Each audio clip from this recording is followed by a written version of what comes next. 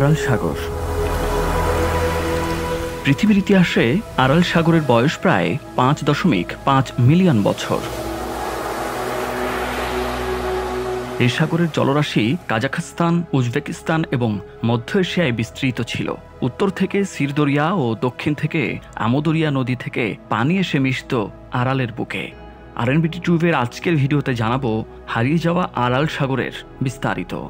নামের সঙ্গে সাগর শব্দটি যুক্ত থাকলেও এটি মূলত হ্রদ ছিল। 1960 সালের দিকে আরাল সাগর পৃথিবীর বুকে চতুর্থ বৃহত্তম হ্রদ ছিল। তবে বিশালতার কারণে আরবদের কাছে এই হ্রদটি পরিচিত ছিল সাগর হিসেবে। শুকিয়ে গেলেও ভূগোলের পরিভাষায় আরাল এখনও সাগর, তবে বিলুপ্ত হয়ে যাওয়া সাগর।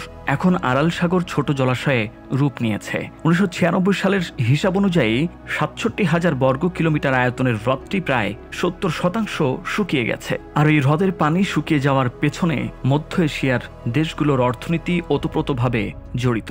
আরাল সাগরের শুকিয়ে যাওয়ার ঘটনা বর্তমান পৃথিবীর জন্য এক অশনি বার্তা। এই সাগর শুকিয়ে যাওয়ার পেছনে অন্যতম প্রধান কারণ হিসেবে বিবেচনা করা হয় পূর্বতন সোভিয়েত ইউনিয়নের তুলা চাষকে। সোভিয়েত তখন আমেরিকার প্রধান প্রতিদ্বন্দ্বী। ক্রেমলিন বনাম হোয়াইট হাউসের হিমশীতল লড়াই চলছে। বিশ্ববাজারে তুলা উৎপাদনের শিরোপা ধরে রাখতে মরিয়া সোভিয়েত। এ কারণে তুলা চাষের উপর বড়সড় নজর দেয় সোভিয়েত ইউনিয়ন। বর্তমান কাজাখস্তান ও উজবেকিস্তান সে সময়ে সোভিয়েতের অধীন ছিল। সোভিয়েত সরকারের আদেশেই শুরু হয় তুলার চাষ। সোভিয়েত সরকার সিদ্ধান্ত নেয় আমু এবং সির দরিয়ার পানি তুলা খেতে সেচের জন্য ব্যবহার করা হবে। আর এই সিদ্ধান্তই যেন কাল হয়ে দাঁড়ালো আরাল সাগরের জন্য, যেটি বুঝতে সময় লেগেছে আরও কিছুদিন।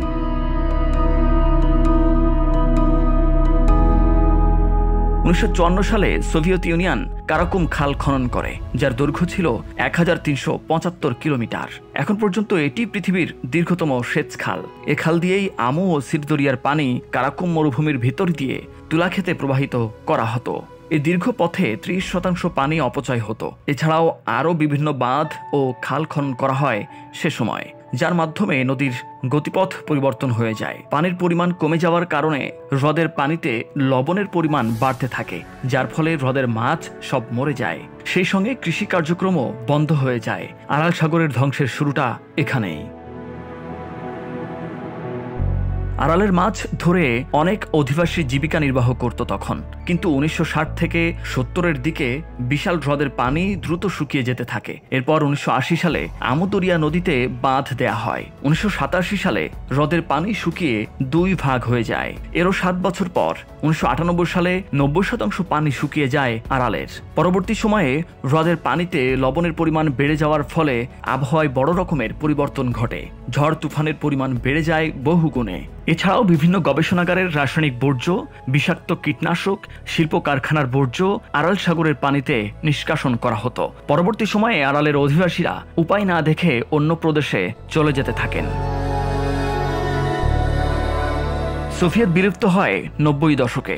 আরাল সাগর তীরের কাজাখস্তান ও উজবেকিস্তান দুটি স্বাধীন দেশ তৈরি হয়। 1997 সালের শুরুর দিকে করা জরিপ অনুযায়ী আরাল সাগরের প্রায় 90% পানি শুকিয়ে গেছে। অর্থাৎ একসময়ের বিশাল আরাল সাগর সামান্য জলাশয়ে পরিণত হয়ে যায়। পরবর্তী সময়ে আরাল সাগর বাঁচাতে একজোট হয় কাজাখস্তান ও উজবেকিস্তান।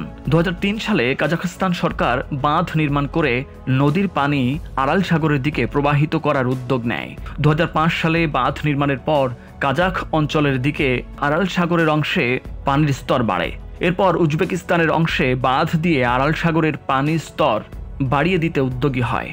উজবেকিস্তানের দিকে এই প্রকল্প তেমন সফল হয়নি। পরবর্তী সময়ে বিশ্বব্যাংক এ কাজে সহায়তার হাত বাড়িয়ে দেয়। কাজাখ সরকারের $65 মিলিয়ন ঋণ প্রদান করা ছাড়াও প্রায় $86 মিলিয়ন প্রকল্প হাতে নেয় বিশ্বব্যাংক। 2008 সালে দ্বিতীয় বাঁধ নির্মাণের মাধ্যমে পুনরায় উত্তর আরাল সাগরে পানি প্রবাহ শুরু হয়। এছাড়াও এগিয়ে এসেছে ইউরোপীয় ইউনিয়ন, নরওয়ে, ইউনাইটেড আরব আমিরাত। এরপর পুনরায় আরাল সাগরে মৎস্য শিল্প স্বল্প পরিমাণে গড়ে উঠেছে। নাসা প্রকাশিত উপগ্রহ চিত্রে দেখা যায় 2018 সাল পর্যন্ত পূর্বাঞ্চলীয় দিকটি পুরোটা শুকিয়ে গেছে। এই অঞ্চলটি এখন কারাকুম মরুভূমি নামে পরিচিত। আরাল সাগর বিপর্যয়কে গত শতাব্দীর মনুষ্য সৃষ্ট সবচেয়ে ভয়াবহ প্রাকৃতিক দুর্যোগের উদাহরণ হিসেবে ধরা হয়। একসময় খুব সহজেই এ সাগর থেকে 100 কেজি মাছ ধরে ফেলা যেত। লেকের তীরে তরমুজ, গমের চাষও হতো আগে, তবে এখন তা মরুভূমি। অদূর ভবিষ্যতে আরাল সাগর আবার তার হারানো জীবন যৌবন ফিরে পাবে। স্থায়ী জেলেরা এখন এই আশাতেই বিভোর হয়ে আছেন।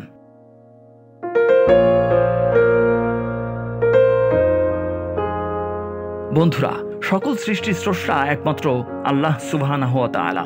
অতীত, বর্তমান, ভবিষ্যতের মালিক তিনি।